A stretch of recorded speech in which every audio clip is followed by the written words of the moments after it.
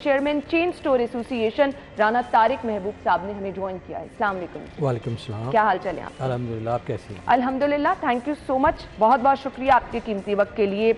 बिलाशुबा मुआशी सूरत हाल को बेहतर करने में रिटेल सेक्टर का जो किरदार है हम सब लोग जानते हैं। रोशनी डाल दीजिएगा आप, थोड़ा सा हमें समरी बता दें कि क्या किरदार अदा करता है retail sector. Retail sector actually economy के दो पार्ट है, एक एक्सपोर्ट की इकोनॉमी है और एक डोमेस्टिक इकोनॉमी है। और डोमेस्टिक इकोनॉमी में जो सबसे इम्पॉर्टेंट रोल है वो रिटेल का है, क्योंकि रिटेल से जो पैसा जनरेट होता है वो 90% तक प्रोडक्ट की प्राइस यानी प्रोडक्ट की कीमत में, सैलरीज में, रेंट में और टैक्सेस में चला जाता है। तो 90% वो जो पैसा है वो रीसर्कुलेट होता है आपकी इकोनॉमी में। और 12 खरब का लास्ट ईयर का 2020-21 का रेवेन्यू है, जो कि और इसी से आपकी आप समझें कि आप उसी से टैक्स जनरेट होता है, उसी से सारा का सारा पहिया चलता है। एक चीज़ तो आपने वाजे कर दी कि बहुत ज़्यादा अहम रोल है। आपकी बात से मैंने अंदाज़ा ये लगाया है कि अगर इतना ज़बरदस्त किरदार ये रिटेल सेक्टर अदा कर रहा है, बहुत सारे लोगों का रोज़गार भी इससे वाबस्ता होगा। तकरीबन 1 करोड़ डायरेक्ट एम्प्लॉयज़ हैं, जो कि 18% तकरीबन बनते हैं और 14% बनते हैं आपकी टोटल वर्क फोर्स का। और रिटेल का जीडीपी में 18% कंट्रीब्यूशन है। तो रिटेल एक बहुत इम्पॉर्टेंट है। और दूसरी चीज़ ये कि एक्सपोर्ट से आपको डॉलर तो ज़रूर आते हैं, लेकिन टैक्स नहीं आता। एक्सपोर्ट के ऊपर कोई टैक्स नहीं है, बल्कि आपने जो टैक्स कलेक्ट किया होता है वो भी आपको रिफंड करना पड़ता है। तो ये भी एक मेजर सोर्स है रिटेल, जो कि आपकी लोकल जो किटी है उसमें जो टैक्स जनरेट करता है। सही। अब मुझे ये बता दीजिएगा इश्यूज़ क्या हैं, चैलेंजेस क्या क्या हैं, क्योंकि हम अगर देखें टैक्स अदायगी अगर आप बात कर रहे हैं वो तमाम एक बड़ा किरदार रिटेल सेक्टर अदा कर रहा है। हमारे मजदूर तबका या जो कहा जाए कि जो कारोबारी हजरात हैं उनके साथ मुंसलिक बहुत बड़े तादाद में वो लोग हैं जिनका रोज़ी रोटी चल रही है। सो इसका स्मूथली चलना तो बहुत ज़रूरी है रिटेल सेक्टर का। जैसे अपने इंटरव्यू में कहा कि डॉलर की उड़ान, political instability, international energy crisis, inflation, तो ये सारे के सारे असरात जो हैं वो रिटेल सेक्टर के ऊपर उसके आ रहे हैं। अगर आप देखें तो बाइंग पावर बहुत रिड्यूस हो गई है। तो बाइंग पावर, अब आप आटा, दाल, चीनी और बिजली की कीमतों में ही आपके पैसे पूरे हो जाते हैं। आपने सही कहा। उससे आपकी जितनी भी श्रिंक हो रही है आपकी रिटेल की इकोनॉमी। सेकंड ये कि हम टाइम टू टाइम मुख्तलिफ फैसले करते हैं। मसलन कोविड से लेके अब तक तकरीबन 3 सालों में 20 दफ़ा रिटेल पे रिस्ट्रिक्शंस आ चुकी हैं कि 8 बजे खोल लें, 10 बजे खोल लें, 9 बजे बंद कर दें, 11 बजे बंद कर दें। जबकि रिटेल एक ऐसा बिजनेस है जो कि लॉन्ग टर्म प्लानिंग के साथ चलता है। मसलन अगर मैं अपने बात करूं चेन स्टोर एसोसिएशन में, तो हमारे पास तकरीबन 200 ब्रांड हैं और हमारी 20,000 आउटलेट हैं पूरे पाकिस्तान में। हम मिनिमम 6 महीने पहले प्लान करते हैं और बाज़ सूरतों में 1 साल पहले भी प्लान करते हैं। जैसे ही आप रिस्ट्रिक्शंस और कोई डिसीजन मेकिंग करते हैं तो हमारे पास तो उसकी इन्वेंट्री होती है, हमने तो इन्वेस्ट कर दिया होता है, हमने तो उसको प्लान कर लिया होता है। तो हमारे लिए उसके बहुत सारे चैलेंजेस आते हैं। एक और बड़ी इंपॉर्टेंट बात है कि मैन्युफैक्चरिंग का जो शोबा है बड़ा इंपॉर्टेंट है, लेकिन वो हाईली पेड नहीं है। वहाँ पे जो मिनिमम वेजेस का कॉन्सेप्ट बहुत ज़्यादा है, जबकि मार्केटिंग हो, रिटेल हो, ट्रेड हो, ये तीनों शोबे जो हैं ये हाईली पेड शोबे हैं। अगर आप हमारे किसी भी रिटेल के वर्कर की सैलरी को देखें तो वो मिनिमम वेजेस के बाद कमीशन बेस्ड होती है, जो कि आप किसी और सेक्टर में किसी अच्छे एग्जीक्यूटिव की सैलरी के बराबर है। और सबसे इंपॉर्टेंट कि हमारे पास जो हाई स्किल्ड लेबर है, अगर मार्केटिंग में लोग हैं, डिज़ाइन में लोग हैं, रिटेल में लोग हैं, आईटी में लोग हैं, वो पढ़े लिखे और हाईली स्किल्ड हैं और उसी के हिसाब से उनके पैकेजेस हैं। तो ये एक ऐसा शोबा है कि जिसको अनफॉर्चुनेटली बड़ी देर से इग्नोर किया जाता है। और चूँकि हुकूमत का हमेशा से मसला रहा है कि रिटेल टैक्स नहीं देता, अब तो चूँकि ऑर्गेनाइज रिटेल जैसे हमारे जितने ब्रांड्स हैं वो इंटीग्रेटेड हैं, हमारे पास जो ट्रांजैक्शन होती है वो इमीडिएटली एफबीआर के पास चली जाती है। 17% जीएसटी देते हैं, बाकी टैक्सेस मिला के तो हर 100 रुपये के अगेंस्ट हम 23 रुपये टैक्स भी दे रहे हैं। तो हमारा जो अब रोल है और हमारा जो कंट्रीब्यूशन है अब वो ऑल टुगेदर डिफरेंट है। एक चीज़ और बड़ी इंपॉर्टेंट है कि चेन स्टोर आने से पहले और हमारी एसोसिएशन बनने से पहले कोई डाटा और एनालिसिस के ऊपर भी काम नहीं होता था। अब हमारे पास चूँकि टूल्स ऐसे हैं, हमारी जो काम की नवीयत ऐसी है कि हम बहुत हाईली टेक्निकल टूल्स लेके उनके ऊपर बेस करके प्लानिंग करते हैं। जैसे मैंने आपको कहा साल पहले हमने प्लान करना है, तो वो प्लानिंग भी किसी डाटे की बेस के ऊपर। तो उससे अब हमें पता चलता जा रहा है कि जो गवर्नमेंट के जो फैसले हैं उनका क्या अच्छा या बुरा इम्पैक्ट होता है। कोविड के दौरान हमें डिफरेंट टाइम पे जब कमी बेशी करते थे टाइमिंग की, तो हमने एक मीटिंग एफबीआर के साथ की, तो हमारा डाटा ये बता रहा था कि हमारी टाइमिंग रिस्ट्रिक्ट होने से एक सर्टेन रेवेन्यू का लॉस हुआ। तो जब एफबीआर से हमने ये बात की तो उन्होंने कहा जी कि एग्जैक्टली वही रेवेन्यू लॉस हमारे टैक्स कलेक्शन में भी है। तो हुकूमत जब फैसले करती है तो ना हमसे कंसल्ट करती है ना एफबीआर से कंसल्ट करती है, उनको टारगेट दे देती है, वो हमारे पीछे आ जाते हैं। फिर उससे नुकसान सिर्फ आपका भी नहीं होता, उससे फिर एक लंबा नुकसान होता है। मुझे ये बता दें, अब जो सूरत हाल, जो क्राइसिस, जो चीज़ें आपको फेस करनी पड़ेंगी, अब आप लोगों से जुड़े जो लोग कारोबार कर रहे हैं, जो लोग आप जिनका रोजगार ही यहाँ से मुंसलिक है, उनकी नौकरी तो पड़ गई ना खतरे में। देखिए, पहली चीज़ तो इंपोर्ट की रिस्ट्रिक्शन है, फिर आपके डॉलर के क्राइसिस हैं, आपकी फ्यूल प्राइसेस के इश्यूज़ हैं, उसकी वजह से लोगों की बाइंग पावर पहले ही कम हुई हुई है।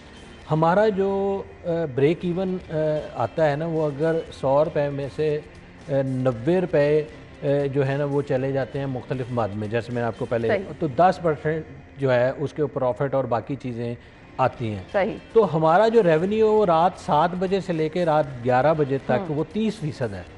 अगर आपने उसको 8 बजे बंद कर दिया तो हमारी कैलकुलेशन है कि 25% कम अज़ कम हमारा रेवेन्यू लॉस होगा।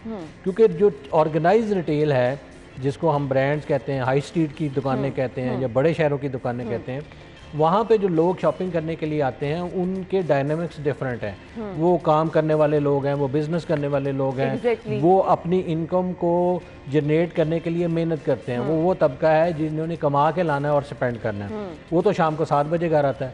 अगर आपने 7 बजे या 8 बजे बंद कर दिया तो वो शॉपिंग के लिए नहीं आ सकता। सर, अब इसकी रीज़न ये बताई जा रही है ना कि एनर्जी क्राइसिस है, तो अगर हम टाइमिंग शॉर्ट करेंगे तो एनर्जी क्राइसिस कम हो जाएंगे। डू यू थिंक कि इससे कोई फर्क पड़ेगा एनर्जी क्राइसिस कम? मैं इससे मुतफिक नहीं हूँ। बेसिकली गवर्नमेंट ने कहा कि 62 अरब रुपए की हम बचत करेंगे। पहली बात तो ये है कि तकरीबन 90% रिटेल जो कि होलसेल और छोटे शहरों और छोटी मार्केटों की है वो पहले ही बंद हो जाती है। तो 10% रिटेल से 62 अरब रुपए की एनर्जी प्रिजर्वेशन नहीं होगी। नंबर 2, इससे जो रेवेन्यू लॉस है वो कहीं बड़ा है। तकरीबन 3800 अरब रुपए का रेवेन्यू लॉस है एस्टिमेटेड, जो मैंने आपको नंबर दिए, और 500 अरब रुपए का टैक्स रेवेन्यू का लॉस है। तो मैं नहीं समझता ये प्रोडक्टिव है। और दूसरी सबसे अहम बात ये है कि आप कोई और मैयर नहीं ले रहे, सिर्फ रिटेल को बंद कर रहे हैं। ऑब्वियसली आपको कोई और रास्ता भी देखना चाहिए। आपकी बैठ के एक टेबल पे बात हुई, आपने ये चीज़ें, ये इश्यूज समझाने की, बताने की कोशिश की? देखिए, अभी कराची में भी हुकूमत कंसल्ट कर रही है, सिंध गवर्नमेंट ने किया है, पंजाब में तो अभी नहीं हुआ। फेडरल गवर्नमेंट ने भी कुछ ट्रेडर्स को बुलाया, उनसे बातचीत की है और उन्होंने अपने कंसर्न दिए हैं। हमारे साथ एज ए चेन स्टोर अभी तक कोई कंसल्टेशन नहीं हुई। और हकीकत ये है कि हमारे पास ज़्यादा परसाइज डाटा और नंबर्स हैं। जो जिन लोगों से हुकूमत बात कर रही है वो ताजरों के नुमाइंदे ज़रूर हैं, लेकिन वो छोटे ताजरों के नुमाइंदे हैं, टियर 2 के नुमाइंदे हैं, तो उनके पास उस तरह से डाटा और इन्फॉर्मेशन नहीं है जितनी परसाइजली हमारे पास है। जब वो हमें बुलाएंगे, हम तो आपके साथ से भी हुकूमत से बात कर रहे हैं, लोगों को भी अवेयरनेस दे रहे हैं। और दूसरी चीज़ ये कि एक बड़ी इंपॉर्टेंट बात है, मैं आपसे शेयर करना चाहता हूँ कि हम ये नहीं चाहते कि रिटेल अनलिमिटेड टाइम के लिए खुले। अभी स्मोक के हवाले से ऑनरेबल हाई कोर्ट ने एक फ़ैसला दिया है रात 10 बजे की टाइमिंग का। मेरा ख्याल है कि ये एक मुनासिब फ़ैसला है। उन्होंने भी कंसल्टेशन करके लाहौर की ताजर बरादरी के साथ किया है और एक बड़ा ही वाइज डिसीजन किया है। अगर इसी तरह से फेडरल गवर्नमेंट कर ले और परमानेंटली ये टाइमिंग को फिक्स करे क्रॉस द पाकिस्तान, ये रोज़ रोज़ ये जो मामला है ना, ये नहीं होना चाहिए। और हम यूरोप की मिसालें देते हैं, अमेरिका की मिसालें देते हैं। हकीकत ये है कि उन मुल्कों में भी जो हाई स्ट्रीट्स हैं, मॉल्स हैं, जो फैशन स्ट्रीट्स हैं, टूरिस्ट स्ट्रीट्स हैं, वो भी रात को 9-10 बजे से पहले बंद नहीं होती। सही, उनकी डोमेस्टिक मार्केट बंद होती है। आपसे जानिए सजेशंस, क्योंकि अब हमने अपने मुल्क को राइट ट्रैक पे लेके जाना है, मुआशी बहरान को ख़त्म करना है, जो चैलेंजेस है उनके बावजूद हमने तो कुछ बेहतर करना है ना। तो बीइंग अ सीनियर बिजनेसमैन, आप बहुत अच्छे तरीके से चीज़ों को समझते भी हैं। मुझे बताइएगा कौन कौन सी ऐसी सजेशंस हैं जिससे हम कुछ डॉलर को भी स्टेबल कर सकते हैं, जिससे हम कुछ महंगाई की बढ़ती हुई लहर, क्योंकि बिजनेस तो तभी चलेगा जब लोग कुछ खरीद सकेंगे। तो इन चीज़ों को बेहतर करने के लिए कुछ सजेशंस अगर आप। पहली चीज़ तो एनर्जी प्रिजर्वेशन के हवाले से हमें अल्टरनेटिव एनर्जी को अलाउ करना चाहिए। जैसे अभी करंटली सोलर्स की इंपोर्ट के ऊपर सैंक्शंस हैं, उनको हमें इनकरेज करना चाहिए, क्योंकि वो वन टाइम बिल है, उसकी इंपोर्ट के ऊपर जितना भी पैसा आना है वो फ्यूल की तरह नहीं है कि बार बार होना है, वो जहाँ लग जाना है उसने आपकी एनर्जी प्रोड्यूस करनी है। सेकंड ये कि आप रिटेल समेत हर सेक्टर में हर जगह पे एनर्जी प्रिजर्वेशन के ऊपर डिस्कशन करके उसको करें। देखिए मैं आपको एक एग्जांपल दूं, पाकिस्तान में आप किसी भी बड़े शहर में एंटर हों तो आपको लेफ़्ट राइट पे हाउसिंग स्कीमें मिलती हैं जिनके खाली प्लाटों के ऊपर लाइटें जल रही हैं। किसी हुकूमत ने कभी भी ये नहीं कहा कि ये खाली प्लाटों के ऊपर जो लाइट है वो क्या प्रोड्यूस कर रही है, कौन सा टैक्स जनरेट कर रही है। तो कहने का मकसद ये कि हम ऑप्टिक्स के ऊपर डिसीजन करते हैं। आज आपके पास मैं बैठा हूँ, अगर 8 बजे की टाइमिंग ना होती मैं भी ना आता, आप भी मुझे ना बुलाते। तो ये एक बिकने वाला डिसीजन है, ये दिखने वाला डिसीजन है। तो हुकूमत को ऐसे डिसीजंस को अवॉइड करना चाहिए। श्रीलंका में रिसेंटली एक क्राइसिस आया कि उन्होंने, जब उनका डॉलर क्राइसिस आया तो उन्होंने एग्रीकल्चर रिलेटेड जितनी इंपोर्ट्स थी ना उनको रोक दिया। उनकी पेस्टिसाइड थी, उनकी खादें थी, उनकी चीज़ें थी। नतीजा ये निकला कि जैसे ही क्राइसिस ओवर हुआ तो उनकी एग्रीकल्चर रुक गई, क्योंकि उनके पास वो चीज़ें ही नहीं थी। तो हमें ये देखना है कि हमने इंपोर्ट के जो रॉ मटेरियल्स रोके हुए हैं, हमने इंपोर्ट में जो फिनिश गुड्स रोकी हुई हैं, क्या उससे इकोनॉमी का पहिया तो नहीं रुक जाएगा। हम जो मैयर्स ले रहे हैं क्या वो प्रोडक्टिव है या नॉन प्रोडक्टिव है। हम मुश्किल फैसले तो ज़रूर कहते हैं कि जी हर पिछले कुछ अरसे से एक डायलॉग चला हुआ है कि हमने मुश्किल फैसले करने हैं। तो मेरा ये ख्याल है कि गलत फैसले नहीं करने चाहिए। बिल्कुल, मुश्किल फैसले और गलत फैसले की तमीज़ तो कंसल्टेशन से ही होगी कि कौन सा फैसला ठीक है और कौन सा गलत है। मैं समझता हूँ कि हुकूमत सिंसियर है, काम करना चाहती है, लेकिन मेरा ख्याल है कि उनको सही तरीके से गाइड नहीं किया जा रहा। ठीक है, आपने कहा टैक्स कलेक्शन बेहतर होनी चाहिए, आप लोग अपना किरदार भी इसमें अदा कर रहे हैं, बिजनेस चलेगा, रिटेल सेक्टर की मुश्किलात हल होंगी, तो टैक्स कलेक्शन में कितनी बेहतरी और कैसे आएगी? देखिए, टैक्स कलेक्शन तो डायरेक्टली 17% GST हर ट्रांजैक्शन के ऊपर 17% आना है। तो मेरा तो ख्याल है कि बिजनेस की हर ट्रांजैक्शन रेवेन्यू जनरेट कर रही है। दूसरी चीज़ ये कि एक पॉइंट ऑफ सेल का डिजिटलाइजेशन का जो प्रोग्राम है, जो कि मैं समझता हूँ कि पिछले कुछ अरसे से उसके ऊपर एग्रेसिवली काम नहीं हो रहा, पहले हो रहा था, उसके ऊपर भी दोबारा से उस काम को करना चाहिए और उसमें जो भी चैलेंजेस हैं उसको इम्प्रूव करना चाहिए।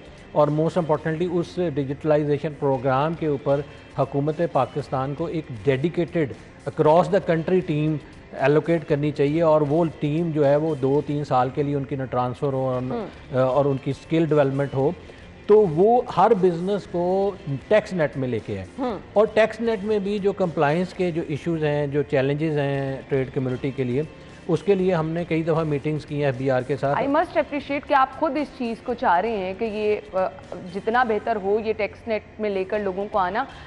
अगर आपकी बिजनेस कम्युनिटी, आपका रिटेल सेक्टर इतनी हेल्प कर रहा है तो मेरे ख्याल से आपके खुद ब खुद बहुत सारे मसाइल हल हो जाएंगे, लेकिन इसके लिए आपको इस सेक्टर में भी आसानियां पैदा करने की ज़रूरत है। कोई मैसेज देना चाहें हमारे प्लेटफॉर्म से? मैं जी हुकूमत पाकिस्तान से ये बात करना चाहूँगा कि जो भी आप फैसले कर रहे हैं, हमें पता है कि जो हालात हैं वो हम भी जानते हैं, लेकिन खुदारा उसको ट्रेड कम्युनिटी के पर्सपेक्टिव से भी देखें। ये ना हो कि जब कल आप ये हमें कहें कि जी मार्केटों में चीज़ें नहीं हैं, प्रोडक्शन रुक गई है, लोकल जो इंडस्ट्रियलाइजेशन है वो रुक गई है और बाकी मसाइल पैदा हो गए और मुल्क पहले से भी पीछे चला गया है, तो उस वक्त आप हमसे बात करें और हम आपसे कहें कि हम तो आपको बताते रहे, कहते रहे, आपने हमारी बात नहीं सुनी।